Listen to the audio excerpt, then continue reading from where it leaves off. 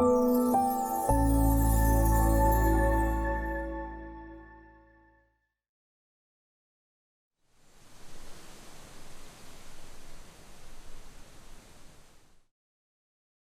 name is Greg Stoltz. I'm with Itasca County Environmental Services.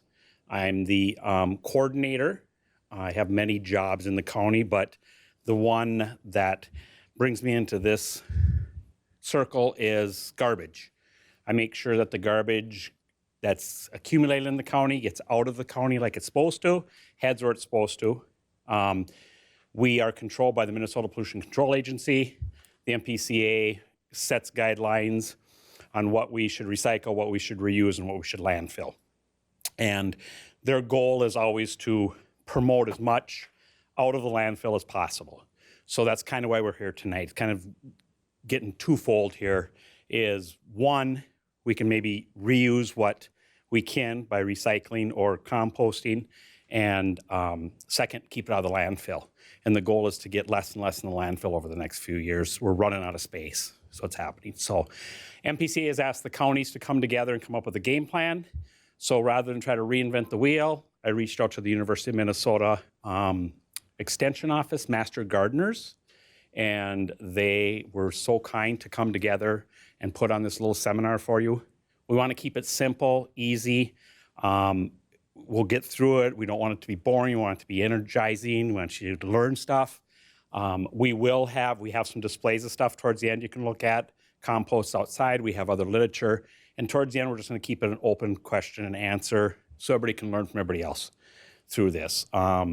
We will move forward that way. We will be, as a county, you can buy them through us. Diane Nelson from my office will kind of be available towards the end. If you want us to order it and you want to come pick it back off from us, a composter, that's doable. Otherwise, we've showed where we bought them, what they cost online, and we've also got some stuff on how to build your own. And I know if you Google it, you'll find lots of other ways to build it. So I will leave it at you guys to start this up. Thank you. Good evening. I'm so glad everybody's here. Nobody wants to leave their yards right now, I know, and their gardens, and oh, mine looks so horrible yet. So I'm Zona Kin. I'm from Big Fork, and this has been a great opportunity for us to get all this information out. And what I'm going to do is just introduce the people that know more than I do. So I'm going to start with Jane Hillstrom. She's from Marcel, and she's going to be talking about the compost bins and the containers for making the compost.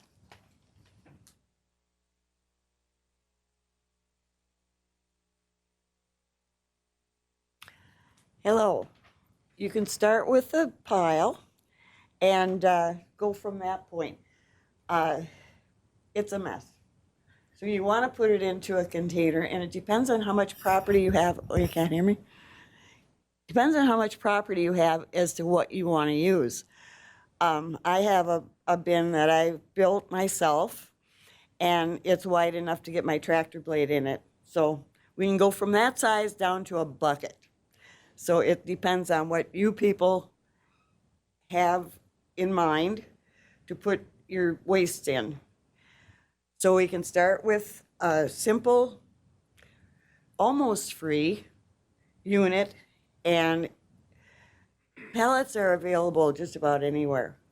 Or you can buy them. Sometimes they're $5, sometimes they're more, but a lot of times they're free. This one has hardware attached to it. You could just nail it together and use 3 sides of it if that's what you need at the point. And to get a little creative, you can paint it and have the kids decorate it. Then we can go to cement blocks, a 55-gallon barrel or a smaller barrel. If you're going with a barrel, you'll need to drill a lot of holes in it. So that takes a lot of patience, a lot of time, and a lot of frustration, and a few bits. This one I thought was pretty interesting. I just ran across it. PVC, and it's hardware cloth. Now, everybody know what hardware cloth is. Basically, everybody, you can go 1/4 inch, 1/2 inch, 1 inch. There's different sizes of the mesh. between it. Sometimes if you run across somebody that's renovating a rabbit cage or some kind of cage, you can get it free. Otherwise, you have to buy a roll of it. And in some places, they will sell it to you as much as you want. And what this one does here, it looks like, well, you can go through any sizes. You can get the 2-foot tall rolls of this wire, 3-foot, 4-foot, etc., and cut it according to what you want and put it together. And I would glue the PVC. And this is kind of interesting to me because it looks like you can close the cover, use a zip tie, and put the wire on with a zip tie, and then put the cover on, and I could roll it over and turn it myself if it's small enough. Then we go with the stackable, and this could be a do-it-yourself project. And in the handouts, there are directions as to how to build this particular one. It's nice but it looks like it takes 2 people because it gets a little heavy, and you put the top down, and then the next one you put down and keep rotating it. And they have 4 sections here that come apart, and you just restack them until you get the product that you want out of the bottom. The next one is a 3-stall, and that requires a shovel. And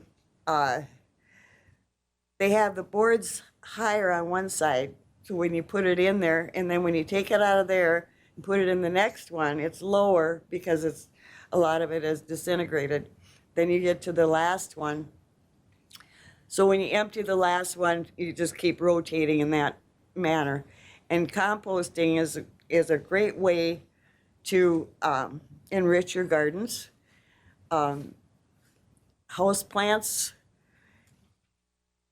and it has the nutrients in it that you need to enhance your soil.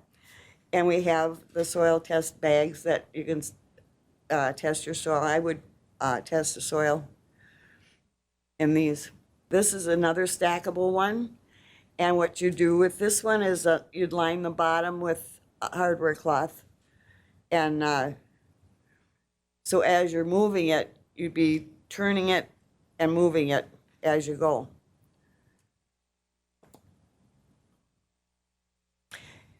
In the hall, you'll see compost bins that are available. The prices are on them. You can order them. And in the back of the room, there's the little bucket. I think you've seen it as you came in the door. That is for putting your scraps in kitchen scraps, etc., before you take it out to the compost bin. And on the floor is a composter that's automatic. You put your things in there, and that will reduce it 75%, and you'll get the compost from that. And it's like a fiber. You would have to add nutrients to it. It would have some of the metals, and according to the owner, probably nitrogen, but none of the enzymes that you need for growing. So on the building of them, you probably would come out a little bit less as far as investment on building it yourself, but it's much easier to do the bins. It depends on what your yard entails. You can go through them 2 feet, 3 feet, 4 feet. 5 feet is probably the best size if you have a large yard, but a smaller yard, you'd probably want a 3-foot. It's easy for one person to handle, stays out of the way, it looks neat, and it's much better than having a pile in the backyard that vermin can get into. So that's about it for me. Okay, thank you, Jane. Like she said, there's a lot of choices, so that's why everybody was trying to bring in some samples of different ways you can do it, because it is It's a really great deal. I mean, I heard it on national news today. They're doing it in New York City. You know, it's like they're really trying to get the landfills cleaned up. So it really is a big deal. Our next two speakers are Willie Lynn Dowell. She's from Little Split Hand, and Andrea Kilmer. She's from Grand Rapids. And they are going to talk about all the yuck and guck you put in and take out.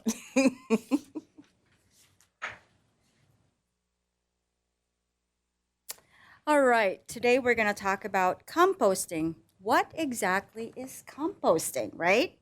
That is a $1 million question. What's composting? Well, compost is breaking down organic waste into a decomposed matter. Composting is letting stuff rot. It's basically what it is, composting, just letting stuff rot. And what is organic waste? It's anything that is biodegradable. Think banana peels, not plastic bottles. Think of composting as a form of recycling.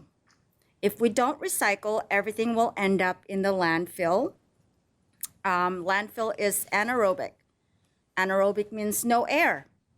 Landfills usually are compacted, they don't have air, and the type of bacteria that end up in the landfill isn't the same kind that it is in your household compost pile.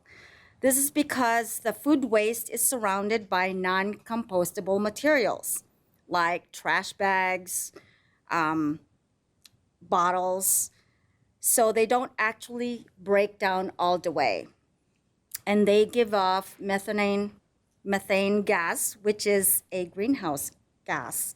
And they estimate that over half the landfill is food waste. All right. Anything else you want to add about that? That's how you compost. Yeah. So, And another question is, why should I do it? What is? why should you do it? Oh, shoot. Well, where's the clicker? Sorry.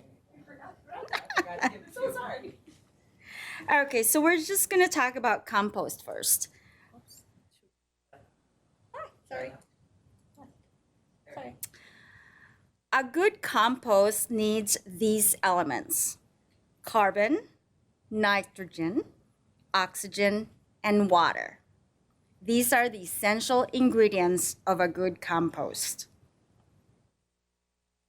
All right, composition, carbon and nitrogen. Think green means life, brown means dead, more brown, less green. So green versus brown. Green is nitrogen and brown is carbon. Green materials are new, recently dyed, that still have green or life on them, like grass. Brown, like woody stuff like twigs, long dead. Composting is a balance between green and brown materials. So what is the balance? 2 to 3 parts brown to 1 part green. Oxygen. A compost pile needs oxygen. So compost pile needs tending to. You need to introduce oxygen by turning or flipping the pile over, and that's introducing oxygen. When you do this, the anaerobic bacteria that Breaks down. like oxygen, they are happy and they stick around, right? Yep. Otherwise they die or they. That's right. And that's why you smell that stinky stuff, in your compost, because the bacteria are Starving of oxygen. starving of oxygen. Like the landfill, when you go to the landfill, you smell that stinky smell. That's because the anaerobic bacteria are just not happy there. They give off a They different give- type of gas Right. that smells really bad. And if you turn your compost, it's more sweet smelling because of the bacteria that are breaking down your waste. It doesn't stink like the landfill does. So don't worry about it stinking. If you turn it, it won't stink. Right. But you have to make sure you turn it or it will stink. Yeah. So you're introducing oxygen. by flipping it over. Another element is water, moisture. So you want to introduce moisture to your compost. A good moisture level is not saturated and it's not crumbling apart. You want your compost to hold together and have a little bit of moisture when you squeeze it, but not running. Yeah. If you squeeze a drop of water out of a handful of organic matter that you dug out of the center of your pile, you're good to go. The reason you have to have moisture is so that the microorganisms that break down your compost are happy in their nice environment. If there's too much moisture, the anaerobic bacteria that likes the oxygen will die off. Yeah. Do you want to add anything else about that? No, just like think about it. Like she said, if you squeeze it and you get a little bit of moisture out, that's perfect. But if you squeeze it and you're like squeezing out like a sponge and it's just running down your arms, that's way too much moisture. And I've had that happen. And then you have to add more ingredients to kind of combat all that extra moisture that you added, because otherwise it just becomes like a sloppy, nasty, slimy mess, which is absolutely disgusting and smells. So moisture, not too much moisture. And I put a cover on mine too. So I control the moisture, not nature. I put like a sheet of even cardboard will help with it, because if you leave it open to the elements and it rains a lot, it'll get really too much moisture. So that I didn't see that we put that in there, but that's important to keep it covered and not just completely exposed to the elements all the time, so that you can control the amount of moisture. So, sorry. I will move on. Okay, green. What are examples of green? Grass clippings and shredded leaves, coffee grounds, faded flowers, fruit and vegetable scraps, leftover plants at the end of the season, but not diseased plants. So put only compostable materials in the compost pile. Many organic materials are compostable besides grass and leaves. If you do compost grass, mix it with other yard waste. Grass clippings that are packed down will restrict the airflow, and that limits the availability of oxygen needed by microorganisms for decomposition. They say to leave your grass clippings on the lawn to help feed the lawn, but sometimes, like if you leave it too long, like I do, you'll make a big strip, and then you think, oh, I'm just gonna throw that in the compost pile. But if you throw it in the compost pile and you leave it in a big thick layer and you don't kind of mix it in, then it will, like she said, form just a layer, like a crust, and you don't want that, because that's compacting down. Yep. Examples of brown are brown leaves, straw, wood chips or sawdust, bark, mixed paper, newspaper or corrugated cardboard, small twigs less than 1/4 inch in diameter, and eggshells. So your eggshells, you want to crush that so it'll decompose faster. You don't want those twigs to be really big twigs. You want to shred some of these so that they will decompose faster. Otherwise, it'll take years for these things to decompose in your compost pile. Think about composting in your everyday life. If you're cooking in the kitchen and you're peeling and cutting vegetables, the ends of your vegetables, that's compostable. And, just basically everything but plastic, right? Yeah.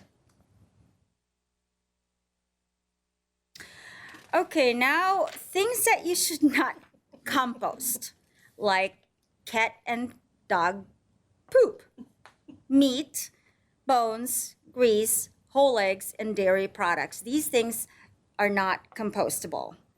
Pet feces can transmit diseases. Meat, bones, grease, whole eggs, and dairy products attract rodents and other animals. It'll make the compost stink, and badly diseased or insect-infested plants and weeds containing seed may not heat up enough for decomposition, right? Yeah. You want to add anything else? No. Okay. think we talked about that too much. I don't know, but it just makes me laugh about the The dog poop. I do use chicken manure though, so it's Yes. not just all dogs, Dog. not like all pets, but I have bunny poop, chicken poop, duck poop. But again, that's green, so you want less of that and more of the brown, which is hard unless you have like leaves and lots of things. So I use a lot of cardboard in mine because I'm an Amazon shopper. Yeah. So that's my brown a lot, but I have to shred it up. Like you can't just throw the whole box in there and think, oh, this is great, it's going to decompose. It will eventually, but it'll take a long time. So Yeah. that's the only thing I should add.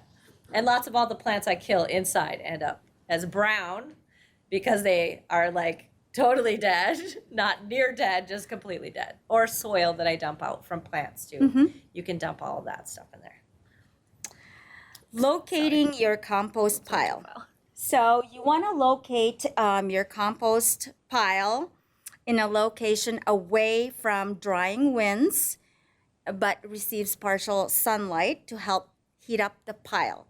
So it must be in a place that is protected from rain, and she talked about the rain. You don't want the compost pile to be too soggy, and you don't want it next to your patio because of the slight odor. So if you want to, if you're inviting friends over, you don't want to be sitting next to the compost pile. But you want the pile to be convenient so you can actually use it. You don't want to be trudging through the snow, like 20 inches of snow. You could also leave a bucket next to your door, in the winter, and then just put your scraps in there too, and then walk it, when you have time, walk it to your compost pile. It could be also next to your garbage can. So then you can, it'll be easy and convenient for you. You also need a long thermometer to be able to stick it into the heart of your compost pile because you want to make sure it's heating up. And that's the, Went too far. oh, you did. Okay, sorry. I'm sorry. No, that was locating compost pile. We're Yeah. on the right slide now. Okay. So preparing your compost pile. So you want to build your pile, and do it as you go and create it naturally. Start out with what you have, like a lasagna. You want to build it like a lasagna. Let's see here. So you want to start out with what you have, like your brown twigs or your dead leaves, your twigs, wood chips. Then you add a little bit of liquid in there. And then you want to elevate your pile off the ground. You want to allow the air to circulate around your pile to introduce the oxygen. Then start layering greens and then browns. In that 2 to 3 to 1 ratio. Yes. You want more brown, less Less green, green. as you build up and up. Yeah. So Okay, turning and temperature. So you need a long thermometer, like I said, to be able to stick it into the heart of your compost pile because you want the pile to heat up. You want your compost pile to be between 90 to 140 degrees, and that's a good temperature. Above 40 degrees, 140 degrees, the microorganisms cannot survive. Below 90 degrees, it slows down the decomposition of your pile. And so how do we control the temperature? We want to turn the pile over. These are the things that affect the pile. Higher moisture heats up faster than a drier pile. Larger compost pile retains heat better, and during the winter, you want a larger pile because it can retain heat better.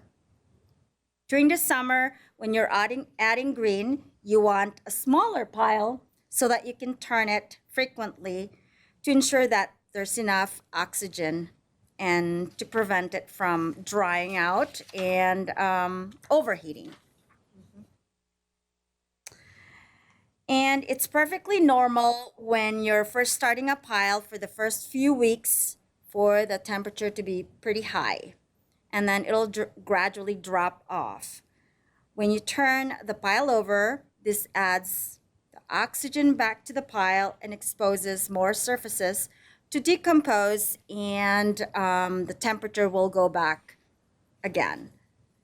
So you just want to frequently turn your pile over. And that's why the barrel one that you spin composts really fast. Another way that I have found, and this is maybe not scientific, because probably shouldn't share it, but I use a black garbage can with a lid, and I throw everything in there, and in the summer it heats up so fast that it breaks down stuff a lot faster. And I noticed all these things are black plastic. So I'm like, And I'm black- on board with that because it worked really well for Yeah, me. black attracts heat, Yeah. and then it'll, decompose your compost faster. And I have mine right next to my garbage can because Yes. then I remember, okay, I have to bring the garbage out, I have to bring the compost out, but then I just end up usually throwing everything. And I in have the tumbler because it's so much easier to Yeah. just turn it, instead of, you could use your rake too, but, you're just raking it. It's sometimes, it's hard Yeah. for people to just rake it up and turn it over. So I just use a tumbler. It's just easier for me. Did you put any of those homemade tumbler in the handout? The barrel. The barrel, Okay, yeah. that's close enough. Okay.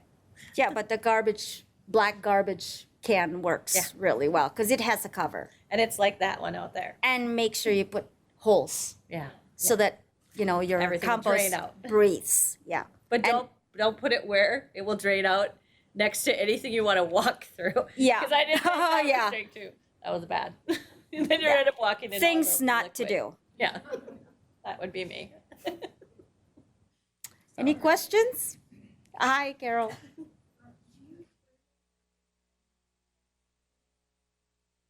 Every day. When I'm out there, I just turn it. Yeah, just turn it a couple of times. Like my kids, they like to turn it, but sometimes it's like, okay, that's enough. I'm gonna have them repeat that question, so because, Oh, okay. so you can have this on recording. Yeah, the question was, do you turn the compost Pile over. every time you add something to it? Yes. I don't.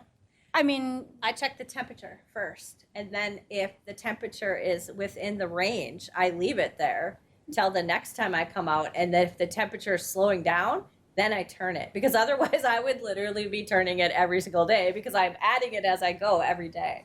It's like a constant, think of recycling. You have a pop, what do you do with it? You throw it in your recycling bin. If you had to turn your pile every time you went out to put something in, if you're doing it daily, oh my gosh, that would be exhausting because you want to come from the bottom up. That would be impossible for most people on the size that you'll end up generating in an average household. Yeah, unless you have equipment. Yeah. Right. Yeah, or But she for has me, the I barrel. have a tumbler. Yeah, her barrel. So is awesome. the tumbler, you just, when I put the banana peel in there or, crushed eggshells, I just turn it I could see her doing that too. a couple of times and that's it. Even if she had a big pile, she would probably turn it every day. I don't know. It's kind of like, it's a habit for me. Just turn it. I'm not even thinking about it, just turn it.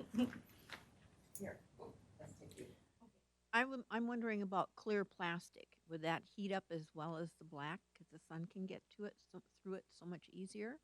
Clear plastic solarizes and kills everything. Like we know that from gardening, but I find black plastic holds in and attracts the heat more than Yeah. clear. So I don't know. I don't know. It Does anyone retains know the the heat. answer to that? I mean, haven't tried I don't clear know. plastic. Actually, I think Marge has the answer to Oh, that. fabulous. Marge. She just looked it up for me today, but you're talking, but one is compost now and one is covering, right? Yeah. Are you talking, but I thought you were talking about something. Like a clear. okay, are you talking Container? about putting the clear plastic in the compost No, over the top. over the top? You mean a cover? Mm. I just use whatever a garbage can with the cover that Yeah, I use comes with cardboard, it. wood. Or she uses cardboard. A tarp. Anything that it has more of a solid consistency instead of Or breathable? I would leave it so that the air flows through myself. Well, is it not I don't leave it, So yeah. extra water couldn't get in. Yeah, that's why I cover it, Yeah. because Yeah. otherwise it gets But too cardboard, wet. yeah. Yeah, cardboard, tarp, piece of Advantage wood. to the clear plastic. You would burn the top of your compost Yeah. quicker, I suppose. Maybe it would work. Let's try it. Let's do an Yeah, experiment. I haven't tried it, but let me know. I'll try it. You use your black garbage can and you said there's holes in it. So you're turning it, or do you turn the barrel over on its side and roll it? So I don't even turn mine. And that's why I said with the black plastic, I've never had to. I just throw everything in and it basically cooks it and breaks it down. And it's a lazy way to do it.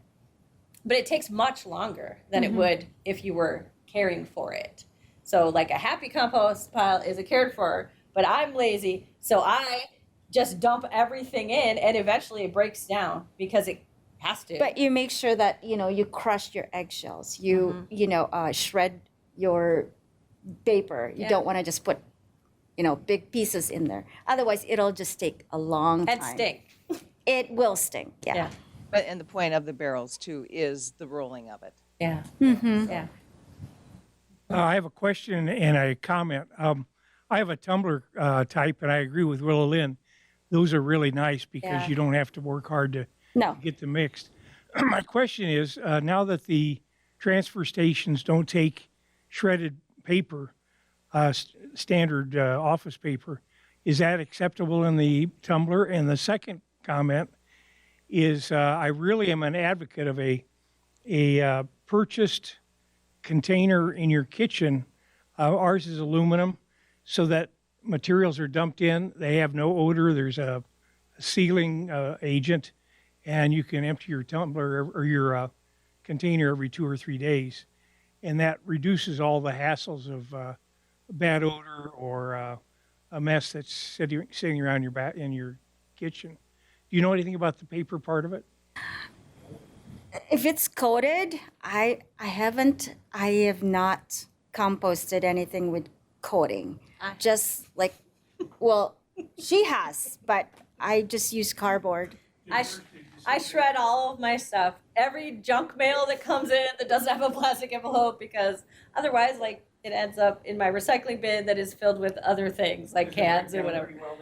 Oh, it works great. You just can't let it mat down. Just think Yes. about that. Like, think about the fact that newspaper, even if it is not mixed in, it's paper. It will form a layer, and it takes much longer for it So to break not down. not matted, kind of Yeah. like the grass. Yeah, you that's know, why you want to kind of mix it Yeah. as you're adding it. just mixing.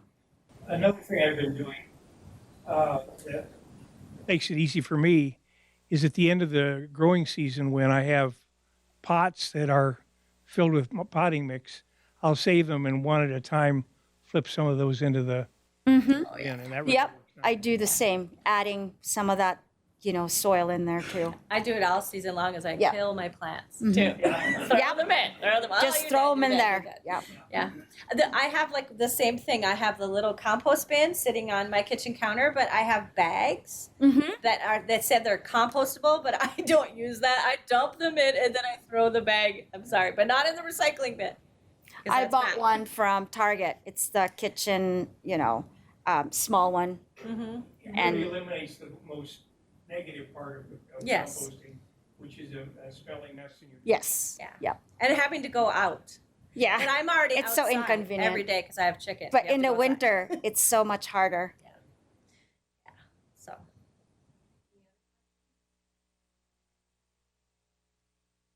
Oh, there we go, good. Throw in your dead plants. Oh yeah. Okay, so what about weeds? I throw everything in there because when I am gardening, I am like battling constant quack grass, all your perennials, because I live like basically in a pasture. That's why I call my lawn. I don't even think I have lawn.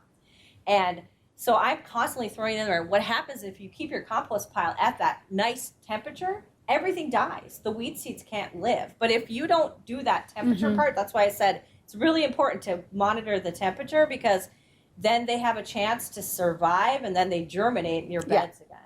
So that's why, and then you don't want to throw diseased plants though, like ones that are like, got like, because you just don't want to Pests take that in 'em, chance. yeah. Pests are fine. It's more like the disease. Disease plants. Yeah. and like Like 'cause the plants pests will that die. have like blight with fungus Yes. and yeah. Tulip fire or Yeah, like yeah. something like that. You wouldn't throw those. You want to throw those in the garbage. Sorry, they end up at the landfill, but it's not worth it to put that back in your garden. after you So work with so the hard. weed seeds, you know, it'll heat up and then that will die Yeah, off. yeah. So it'll be okay. I don't worry about wheat seeds, but that's because of that. I'd keep it temperature rise, the nice temperature. So What I do with the diseased plants or the rhizomes is I put them in a black plastic bag, expose them in oh yeah, Solarization. Mm-hmm. days. It'll kill everything. And if you forget about it, if you open that garbage bag, you'll have no idea what you put in there because it's soup. Yeah. After it's gone through the black garbage bag treatment, Mm-hmm. you add it to the compost. you probably could. Yeah, you could. That's a good way to get rid of the quackgrass or diseased plants. Yeah. And if you have a fire pit, those rhizomes could be burned as well. Yeah, I do the same thing. I put everything in a trash bag, a black trash bag, and it will solarize all that in there. And then adding ashes. Yes, I do. Add a little bit, not too much, because that will change the alkalinity or pH of your soil. Yes, not too much of it.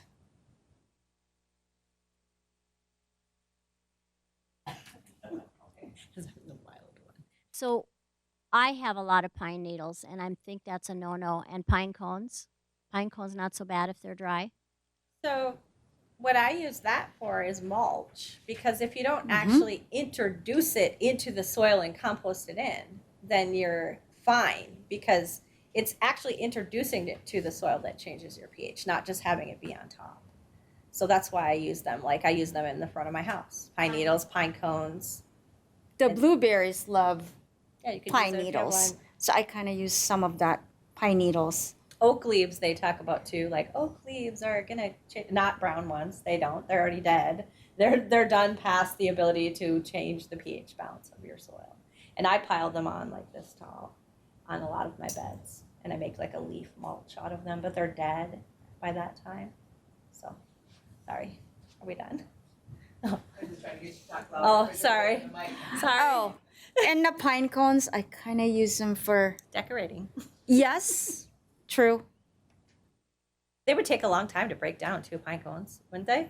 They'd be like a corn I use cob. them as a fire starter. I meant they are so thick, they would take a long time, right? I would think they wouldn't even break down for a long time, so they'd just be chunks like rocks. And All mine break down except for the little core. they do? Yes, Inside. you're right. The rest of it goes. Well, then you put it in there, so you can answer that. Works fine for her. I got a, I think it's called a bio-orb unit, kind of round with covered, from a neighbor last year. So I started learning about compost. I have a lot to learn about compost. So that where we have that is not in a different town. So it's about 20 miles away perhaps. But this winter then, I saved things really well. Wasn't winter, but in the winter I can't get to it. Yeah. So now this past winter I was tossing things away going, I'd really like to have a place to put this. Where do I put it? And I considered freezing it and thawing it out and throwing it this spring. I didn't do that. I do the same. I freeze mine. What do you do in the wintertime when you're composting? So like right there? I have a lot of sometimes peels and eggs. I freeze everything. I put them in a plastic bag and I freeze them. And then when I can get to my compost bin, I will throw them in there. I just put it in the black garbage can next to my garbage can right outside all winter long, because I'm too lazy, like she said, to just slough through 70 feet of snow to my massive compost bin in the backyard. But then I also have chickens, so I throw a lot of the scraps to them, but I do keep it all in a black garbage can. And my daughter, actually, we have cans right outside her window for her bunnies, and she dumps her chicken or her rabbit manure into the garbage can. And when I opened it, from a couple of them that were done, it was like already gone, even from just sitting over the winter from that black can being on the south side of our house. So like I said, I'm not saying you can be lazy, but I am lazy and it still works. That's why I feel like it's a journey with composting. You can barely do it wrong. The fact that you're even trying to do better than putting it in a landfill is good. better than not doing it. Yeah, not doing it at all. So it's not like you're gonna fail if you you can always add more ingredients if it's not working out. So Put a starter in. I ordered some starter. Just kind of rejuvenated it after winter. It was too dry, so thankfully it didn't freeze. So we'll see how it's going. they sell stuff at L&M too. They have little microbe spray that you can spray for like self-composting toilets. That's the only reason I know about it. But I know people who put that stuff in. It's like a spray, little tiny jar of like, I don't know, must be bacteria. And then they have, like you said, like a starter that you can add to it. So if you wanted to get super fancy, I guess, you can try that. Just a suggestion, I don't know if it's accurate or not. Would throwing a shovel or of soil into your composter be the same kind of thing as initiating bacterial growth? What do you think? Depends on where your soil came from. Yeah, exactly. Yeah, Yeah, I would you think could. so. Yes, Yeah, it's yeah. gotta be. Mm-hmm. But not in the winter because it's under 20 feet of snow. Yeah. No No. winter composting. Like I freeze everything in the winter. I mean, if I have room in my freezer, I'll just freeze all the peels and the egg shells, everything. And then when I can get to it, I will You're hardcore. take it to the compost pile. Yeah, there's a lot of stuff in there. She probably makes food out of it after the end too. No, I Or would it don't. make tea out of it? You could make compost tea. She probably does. Okay, any other questions? Otherwise, oh, okay. You need a big thermometer. So how big and what type and where do you get it? I got mine on Amazon, of course, because like I said, I got everything from there. And it's about this long. Because you want to be able to get down, depends on the size of your compost pile, though. Really, you want to measure this as far down into the center because that's Into a good the inch. sticking into Yeah, the we heart freeze of it. the compost pile. into the heart of the piece. It's got a long stick on it, and then the top is like a flush with, it's got Like a plastic dial. cover. Yeah. So you're looking at a flat reading. It's, Did we you know, have it doesn't, We had a picture too of what Yeah. it looks like. Oh, so, yeah. But if you look for a compost thermometer, I'm sure it'll pop up. They probably have them at like Ace. even. yeah, Ace, L&M, yeah. Otherwise, Amazon. Would you use like a like a candy thermometer though if you didn't have one? I mean, maybe. That's too short. Oh yeah, you have to be able to read it off the top. Okay, so I think did pretty good tonight for our first time. So thank you for being our initial audience. We all have a long way to go in learning different things, and composting is one of them. And I would just like to thank you all for coming. Really, truly, it just seems to me that there's so much energy in trying to save our world, you know, a bag at a time. I tell the grocery store guy, I'm saving the world a bag at a time. So I want to thank everybody, especially the master gardeners, for showing up. You know, I kind of hear in that you get a lot of green in your yard, but not much brown. So it's like the brown must be the hardest stuff to find. Okay, so if you notice, Itasca County has 2 compost facilities, large ones. Those you may see the one on the River Road all the time. We have another one up at the Itasca County Transfer Station. If you need to swipe a little brown stuff, there's a lot more of them throwing it away than there's of us wanting to compost it. So don't be shy to sneak in there and get the browns you need or something like that. Along with what helps me is not so much the grass clippings or the leaves or the branches, but it's the cardboards and the stuff like that you cannot put in my landfill, saving yourself that many more trips to the dump and all that stuff. So we do. Oh. Can you tell us why they've stopped taking shredded paper there? Shredded paper at the transfer station, when it gets to what's called the MRF, which is the facility that splits out plastics, from aluminums, from metals. The paper and the plastic bags from Walmart style, those plastic bags and the paper confuse the electric eyes. So they don't like it. They'd rather you left it whole. So the shredders are great for getting rid of the information you don't need. I agree, everything can go in there as far as I'm concerned, and it'll work its way out in there. But it confuses the computers all day long. That's why those two items are not taken anymore. So we have bins here and all the way out the door. Diane and I'll hang around. If somebody wants to order one through us, we have a sheet. We'll get your information. You can say you want that one. We'll order it in. You can come back and pay us when it gets here, and we'll work through that. They're numbered, and there's tags hanging on what each one is and what it does. That's the one that goes in the kitchen and so on and so forth. Ladies will hang around if you have any more questions on which one is better or worse. I put all of them together. I will tell you the one closest to the door probably went together the easiest, and I feel is the sturdiest. And then, of course, you'll wiggle the weakest one there. But they're all out there to look at. There's more information over here on building your own. And if nothing else, what I do, Google it. It's unbelievable what people are building compost out of. So thank you.